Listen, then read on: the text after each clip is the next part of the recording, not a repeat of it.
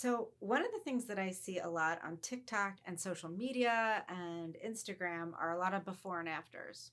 There's not a lot of during pictures. There's a reason for that. It's not impactful and it won't feel impactful to you during an organizing session when stuff has been pulled out from a closet or pulled out from a drawer or papers are all over the dining room table because we're sorting.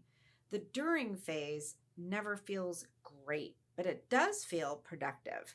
And it might not be satisfying at the end of a session for your very first session. I'm sort of trying to manage your expectations.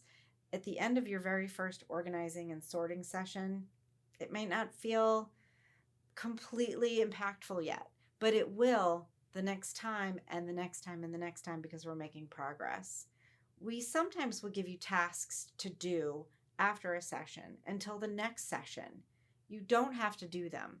They're only if you feel up to it and if you get, motivated to do it.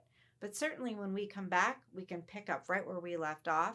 And some backsliding is a little common. And so if that has happened, again, no judgment on us.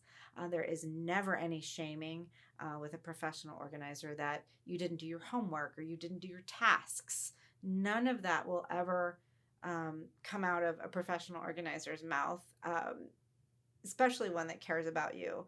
And what we try to do is make sure we kind of pick up not only where we left off, but also tidy up or go back to where we were before. Maybe help you with the area that maybe you went backsliding in. That is very normal, and we're happy to do it, and then begin again. So you can always hit the reset button with us. In fact, you can switch gears at any time. But again, we just try to help you stay on your organizing goal plan as often as we can.